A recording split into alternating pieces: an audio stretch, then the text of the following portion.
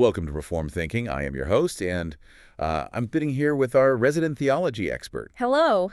It's really great to be here for this deep dive. Yeah, we have a fascinating stack of sources to analyze today, so I want you, the listener, to just imagine a scenario with me for a second. Oh, this is a good one. Right. Okay, so imagine someone hands you, like, 20 years of your salary, just straight up cash in a briefcase. That is a massive amount of money. Huge. And the instructions are totally clear. They say, put this to work. You have this massive fortune, this incredible opportunity. But instead of investing it or starting a business or really doing anything productive at all, you just grab a shovel. Yep, a shovel. You walk out to your backyard Yep. and you bury that briefcase in the dirt out of sheer terror. Which makes no sense. Right. Why would anyone do that? I mean, it sounds completely irrational when you frame it in modern financial terms. But this text we are analyzing today, Matthew 25, specifically verses 24 and 25, it exposes the anatomy of unbelief. The anatomy of unbelief. Yeah. I like that phrasing. It provides a terrifying look under the hood of a person's soul. The premise established across the essays and the research we are looking at today is that theology dictates action. Okay, unpack that a bit. Theology dictates action. Well, what a person truly believes about their master dictates whether their hands will be productive or completely barren. It's never an issue of natural capability. It is always an issue of belief. Theology dictates action. I really want to lock in on that phrase right at the start. Because we are not looking at a guy who just had bad financial sense, right? No, not at all. Or like a guy who was just a little lazy on a Tuesday afternoon. We are looking at a guy whose entire operational system was corrupted by bad theology. Precisely. So our mission today for this deep dive is to analyze these theological essays breaking down this passage. We are looking at the staggering tragedy of this one-talent bondservant to unpack the root causes of spiritual barrenness. We really want to understand what our view of God actually produces in our daily lives. Because, if we look at the visible church today, it is filled with individuals who claim to know the master, yet produce absolutely no fruit. Yeah, it's a huge issue. They occupy a pew, they listen to sermons, but their lives remain completely barren. The analysis we are doing today confronts this reality head-on. The nominal Christian operates under a catastrophic delusion, believing that a passive, non-committal intellectual assent is sufficient. Right. It is the illusion that physical proximity to the things of God equals possession of the life of God. Which is a very dangerous place to be. It really is. We're going to tear that down today. Uh-huh. But before we look at the crime itself, we have to look at the scene of the crime, so to speak. We have to grasp the setting and the staggering value of what was actually buried in that dirt. Setting the historical stage changes everything about how we read this text. Where are we, historically speaking? We are situated on the Mount of Olives. It is the final week of Christ's earthly ministry. Jesus is sitting opposite the temple complex, answering his disciples' questions about the destruction of the temple and the end of the age. So the tension is incredibly high. Oh, absolutely. He is speaking under the shadow of his impending crucifixion. He is literally days away from being nailed to the cross. Spot on. This makes his words a severe eschatological warning to his disciples. And for anyone listening who might not use that word every day, what do you mean by eschatological? Good clarification. By eschatological, I mean dealing with the final events of history and the final judgment. Jesus is not speaking as a detached moral philosopher giving a lecture on, time management or something. Right. He's not doing a seminar on productivity. No. He is the rejected Messiah preparing to die, giving vital instructions to his followers about vigilance, faithfulness, and judgment during the long period of his physical absence. When a dying man gives you final instructions, you listen. The stakes are at the highest possible level. They are. The material we are analyzing points out how this parable sits inside the literary architecture of what theologians call the Olivet Discourse. Jesus does not arrange his teachings arbitrarily. There's a structure to it. Always. The parable of the talents sits perfectly between two other parables, forming a triad of readiness for the final judgment. I'm looking at the layout here in the source material. We have 3 parables back to back. How do they fit together logically? First, you have the parable of the 10 virgins. That one highlights inward spiritual preparation. It deals with having the oil of the Holy Spirit, which represents genuine regeneration. So it's asking, are you inwardly alive and prepared? Right. Okay, inward preparation. Then, at the end of the triad, we have the sheep and the goats. Which is a very famous passage. Yes, and the sheep and the goats highlights outward compassion. It focuses on the visible evidence of salvation through works of mercy toward the brethren. It asks, does your faith manifest in love for God's people? Which puts the parable of the talents right in the center of the sandwich. Yes, the talents highlights the active, robust deployment of entrusted gifts while waiting for the king. So we have inward readiness, outward compassion, and active deployment in the middle. Precisely. If the 10 virgins focuses on the inward reality of readiness, the talents focuses on the active responsibility of readiness. Waiting for the returning king is not a passive activity. It is the laborious deployment of the resources God has provided. Let's talk about those resources, because we have to do some math here to correct a massive widespread misconception. Oh, the definition of a talent, yes. Yeah, because when a modern person hears the word talent, they think of a natural ability. They think of a kid who is good at playing the piano or someone with a great singing voice.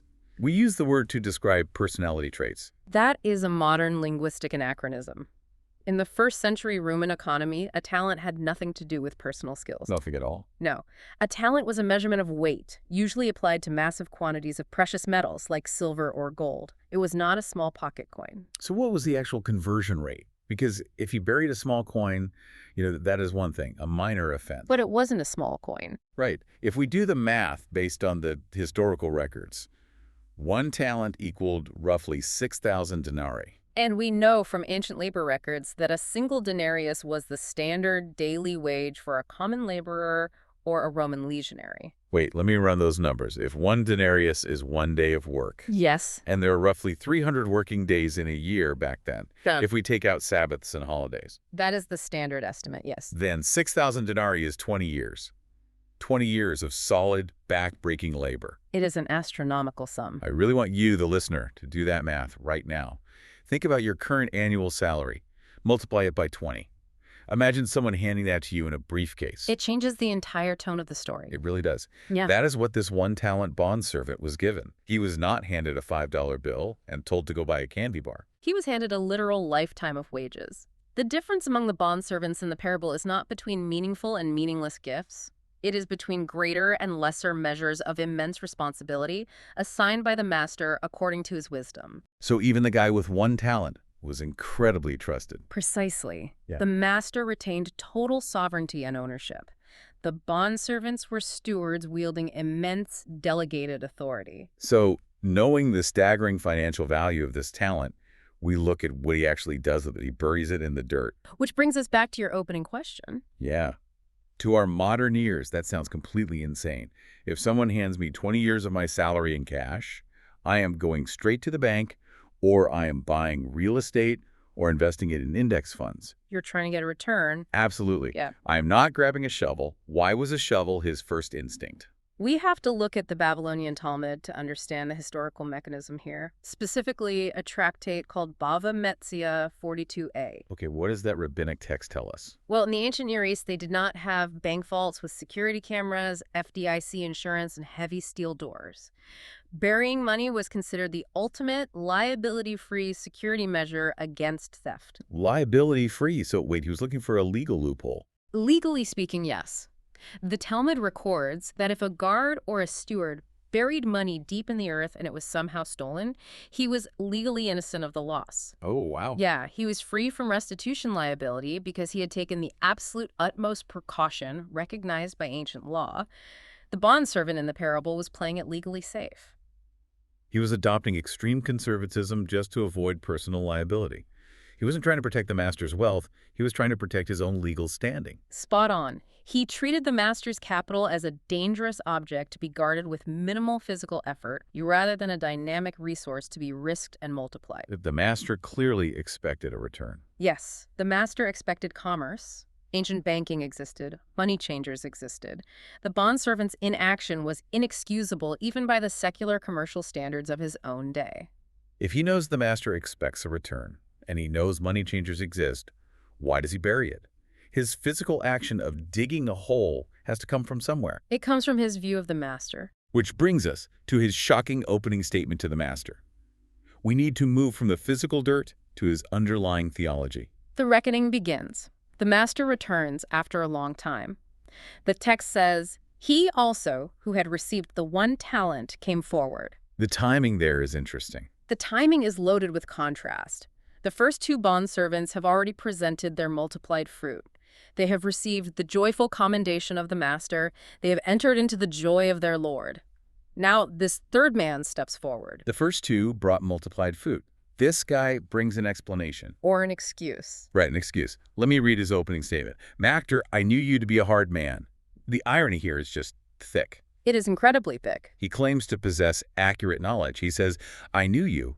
Yet his resulting action proves he is completely ignorant of the master's true character. It is a false confession of knowledge. He addresses the master with the proper title, master or kurios, but the title does not reflect actual reverence. He uses the right relational term while harboring the wrong relational posture. Yes.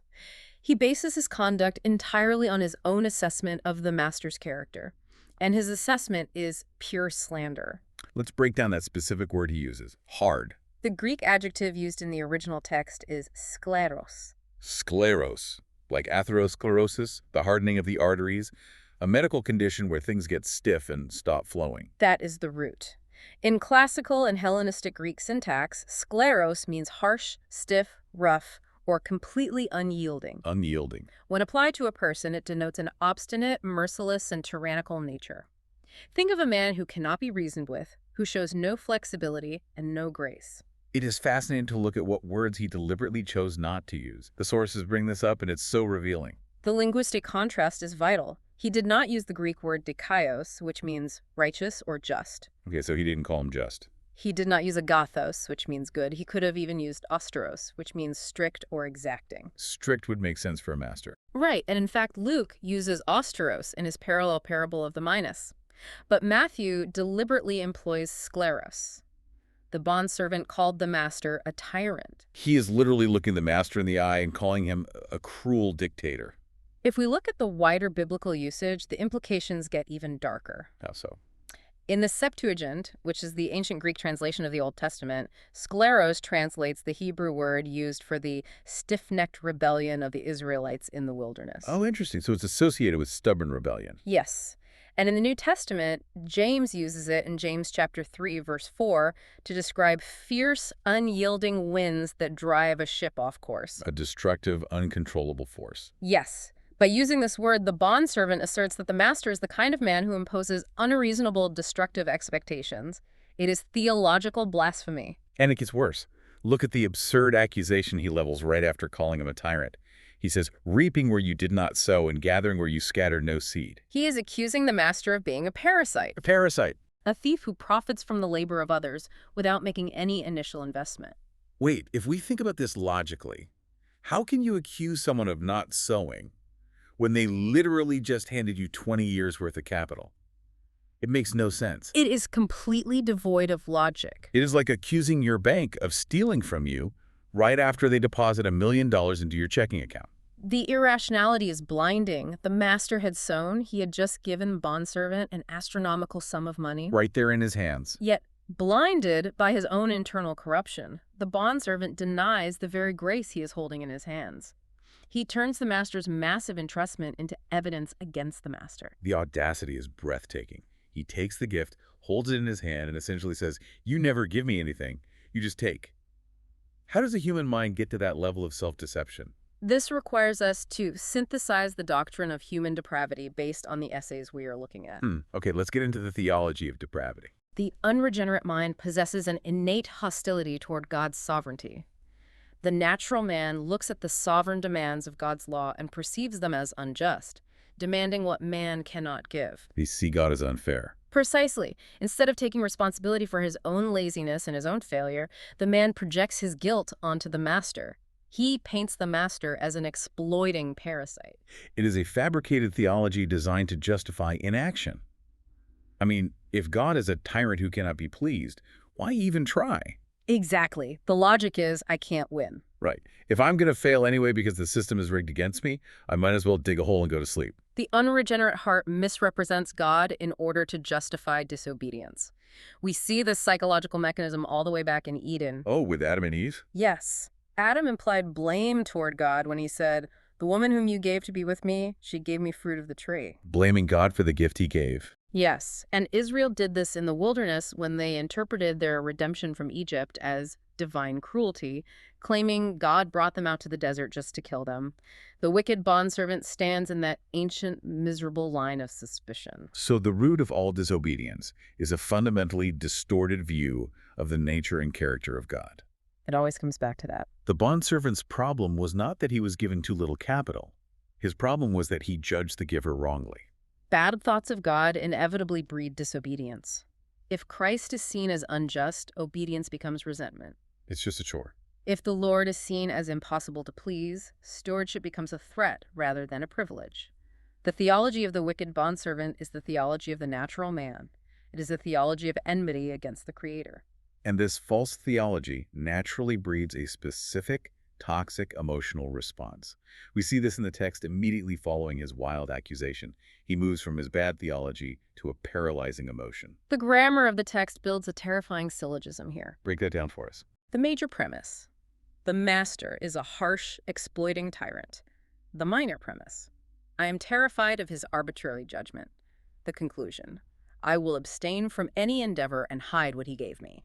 The text highlights this with a very specific transitional phrase. After his accusation, the bondservant says, "So I was afraid." The text presents this terror as the logical, consecutive outcome of viewing God as an unyielding tyrant. Bad theology produced the fear. The Greek uses a specific participle here, phobethais. Okay, time out. I need you to translate the grammatical mechanism there. What does that specific word actually mean for how the guy was feeling in his chest? It means he was overtaken by a passive, controlling terror. It was not an active, reverent respect he cultivated. It was a crippling emotion that happened to him. Like a panic attack. Yes. He was completely paralyzed by a cowardly dread of failure and punishment. This requires us to make a critical distinction for the listener, because the Bible talks a lot about the fear of the Lord. It does, very frequently. Proverbs says the fear of the Lord is the beginning of wisdom. We are told to fear God. But this guy's fear leads directly to his destruction.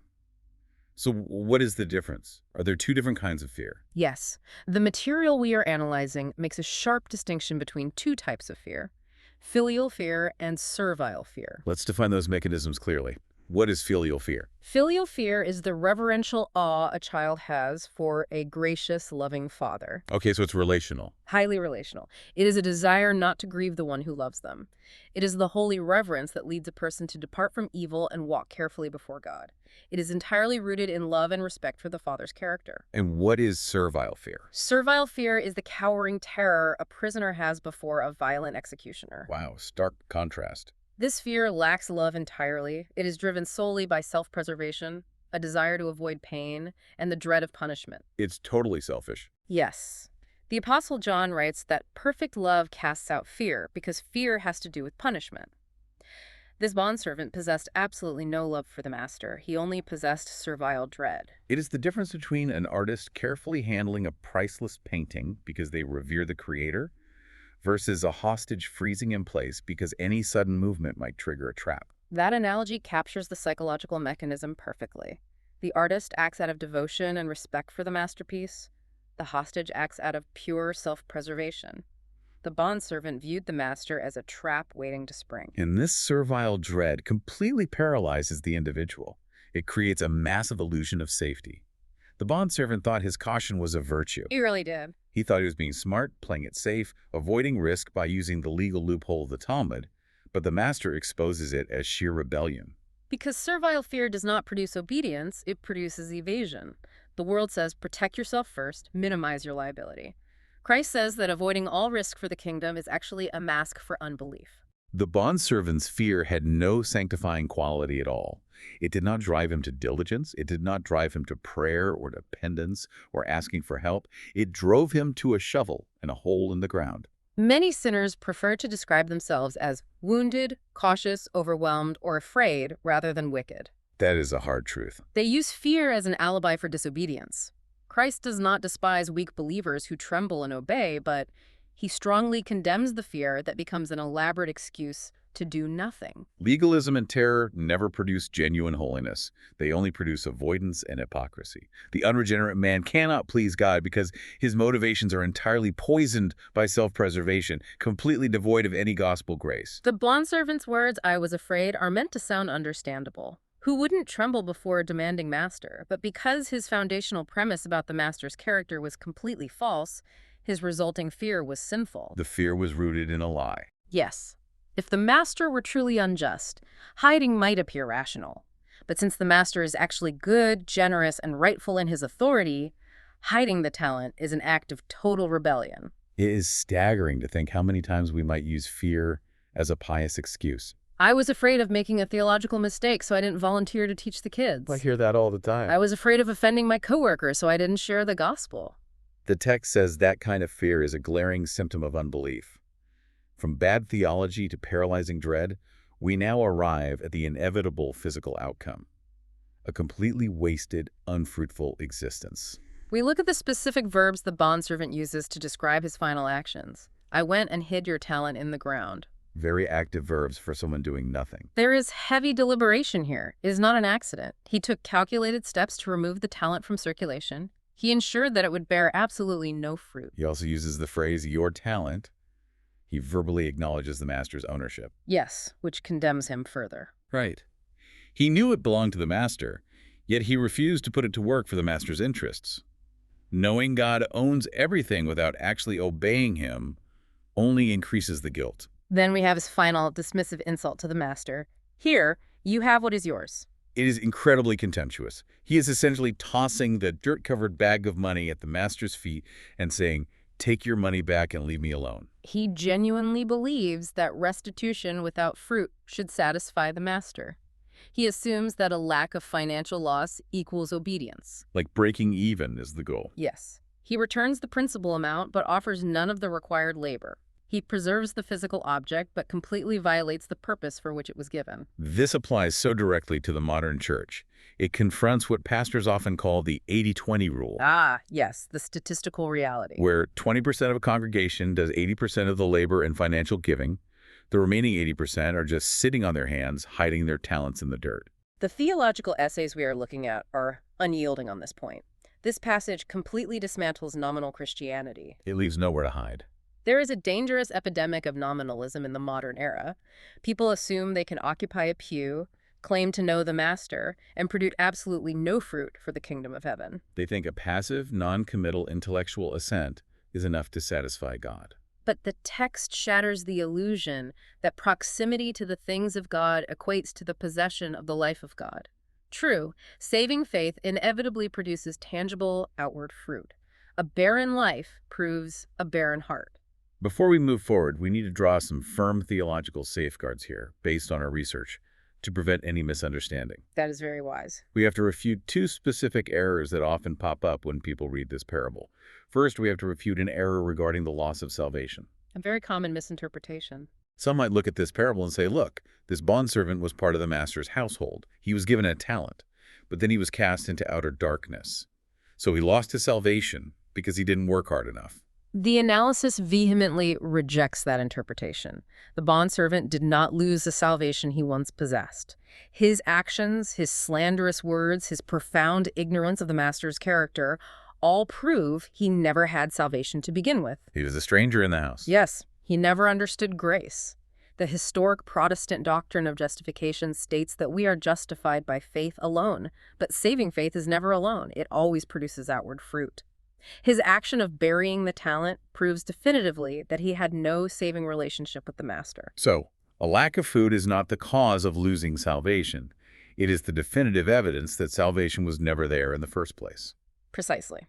The second theological safeguard we must address is the prosperity gospel. The idea that God gives us talents specifically to make us wealthy, healthy, and comfortable in this life. The prosperity gospel views the master as a cosmic vending machine to be manipulated for carnal enrichment. But the parable shows that the resources completely belong to the master. They are entrusted for the advancement of his kingdom, not for the bondservant's personal luxury or worldly status. Master gets the glory, not the servant. The master expects a return on his investment for his own honor. God is the sovereign who entrusts us with his resources, and the wicked heart resents this divine prerogative. Which brings us to the very real danger of passive orthodoxy. I want to pose a challenging thought to you, the listener. What stands out to you in your own life right now? Is it possible to have perfect, precise theological beliefs written down on paper, but bury them under a massive pile of cowardice? The warnings in these essays are severe regarding this point. The danger in conservative theological circles is not always the open denial of the truth. No, usually it's much more subtle. Sometimes the greater danger is burial. Sound doctrine may be hidden under a thick layer of cowardice. Confessional precision may coexist with total evangelistic silence. You can have all the right answers on a theology quiz. You can know the original Greek. But if you never speak to your neighbor, never give financially to the church, never support missions, it is all just buried in the dirt. Maintaining a defensive, risk-free religion, simply avoiding public scandal while never standing for truth, is condemned here by Christ as wickedness disguised as caution.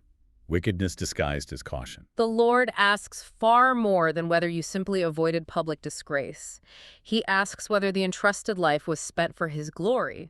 Orthodoxy buried in the ground does not become faithfulness simply by remaining undamaged. The bondservant hid the light of the master in the dirt of the world. He was attached to the mundane, the carnal. He prioritized his own undisturbed, comfortable life over the demands of the king. The text relies heavily on structural contrast to make its point. There are only two types of people in the visible church: the fruitful regenerate and the barren unregenerate. There's no middle category. There's no middle ground. The master's goodness is magnified by the faithful laborer, but it is slandered by the wicked sluggard.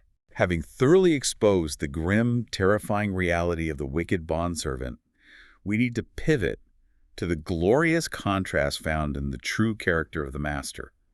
We need a gospel resolution to this massive problem.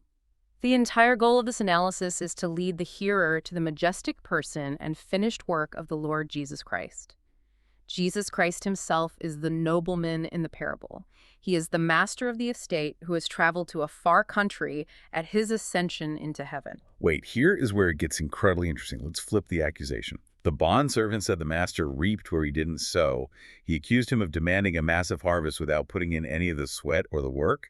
But look at Calvary. A cross changes everything. The cross completely obliterates that accusation. Christ is the ultimate sower.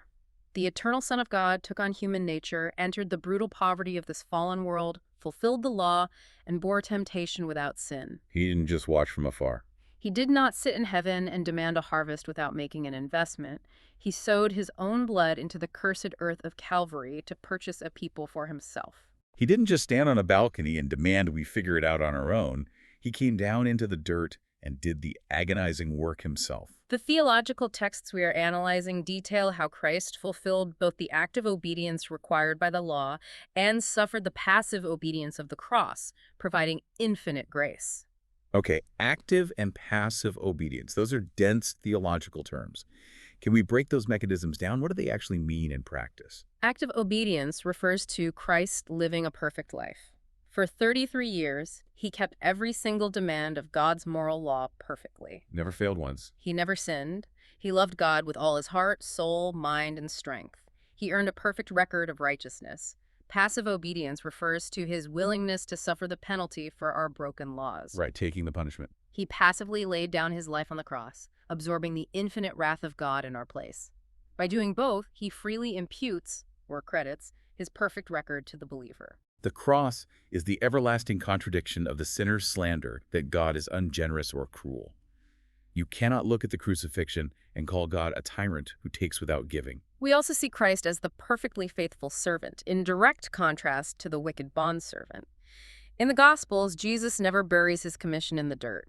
He states that his food is to do the will of him who sent him. He was entirely focused on the mission. He receives from the Father a massive mission, and at the cross, he does not say, "I was afraid and hid what was yours." He says, "It is finished." The perfect obedience that sinners completely fail to render is perfectly rendered by Christ. So how does this fix the spiritual paralysis we saw in the one-talent guy? The essays point out that we need Christ in 3 specific roles to cure this paralysis: prophet, priest, and king. Yes, theologians call this the threefold office of Christ. First, we desperately need Christ as prophet to illuminate our darkened minds by his Spirit. Because we are naturally blind to the truth. Without this divine illumination, we will inherently view God as a cruel taskmaster, exactly as the bondservant did. We need the prophet to show us the absolute truth of God's character, so we stop viewing him as a tyrant. We need our bad theology corrected by the ultimate prophet. Second, we need him as priest. As our great high priest, his blood alone cleanses our inevitable failures. Without this cleansing, our best labors are totally flawed and we would stand terrified before the judgment seat. The blood of Christ removes the terror of judgment. It removes the servile fear. And third, we need him as king. As king, he subdues our rebellious, sluggish wills. Left to ourselves, without his rule in our hearts, we would remain paralyzed by the fear of the world and continually bury our lives in the dirt of our own selfishness. The king grants the actual power for new obedience. When a person grasps this threefold reality, the entire mechanism of their life flips. The motivation changes completely. Laboring for the master is no longer a terrified, sweating attempt to avoid punishment. It becomes a joy. It becomes a joyful response to immense, overflowing grace. We do not work for acceptance. We work from a position of already being accepted. That is the massive turning point. Yeah. The bondservant was operating under a strict, legalistic framework. If I mess up, I am doomed, so I will do nothing. But the justified laborer operates under grace. I am totally secure in Christ, therefore I am free to risk everything for his kingdom. Because we know our master is not a tyrant, but a loving redeemer who bled for us, we are freed from the paralyzing fear of failure. We can risk our time, our reputations, our finances, and our very lives to advance the gospel, knowing that our final standing before God is secured by Christ's perfect merit, not our own personal success rate. The faithful bondservants with 5 talents and 2 talents did not need to slander the master because they trusted him enough to step out and work. They were motivated by love and respect. And the Lord is not asking whether every single person has the exact same massive abilities. He gave 5 talents to one, 2 to another, 1 to another. He gave according to ability. He committed faithfulness, not identical numerical results. Therefore, the person with 1 talent must never envy the person with 5, and the person with 5 must never despise the person with 1. The central issue is fidelity to the master. We are called to be stewards. Parents must steward their children. Church members must steward their spiritual gifts for the body. Workers must steward their daily labor. None of these things belong to us. The gospel actually creates what the law demands. It turns servile dread into filial fear. It turns resentment into love. It turns paralysis into active obedience. And it turns cowardly self-protection into joyful, risk-taking labor for the king. What a massive amount of material we have covered. Let's do a quick recap of the discussion today. We saw that bad theology, specifically, viewing God as a hard, exploiting tyrant breeds false, servile dread. That is the tragic progression. That dread completely paralyzes a person, leading to a buried, barren life that produces absolutely nothing for the kingdom of God. It is a staggering tragedy, a wasted opportunity. Whereas a true understanding of the Master's grace, seen perfectly at Calvary where he sowed his own blood, frees us to risk everything for his kingdom. We work from a place of total acceptance, fueled by love, not terror. As we conclude our analysis, I want to leave the listener with a final consideration regarding the long time the master was away in the parable. Oh, that is a great point to end on. What if the delay of the king's return isn't just a matter of cosmic scheduling? What if the long delay is the exact mechanism designed to reveal what we actually believe about his goodness when the pressure is off and nobody is watching? That thought hits incredibly hard. The delay tests our true hidden convictions. I want to encourage you, listening right now, to unearth whatever you have buried in the dirt. Drop the theological excuses. Stop letting the fear of man or a false, slanderous view of God keep you paralyzed. Look to the true character of the king, the sower who bought you with his own blood. Step out. Put those talents to work. Thank you for joining the conversation on Reformed Thinking today. Go dig up that talent.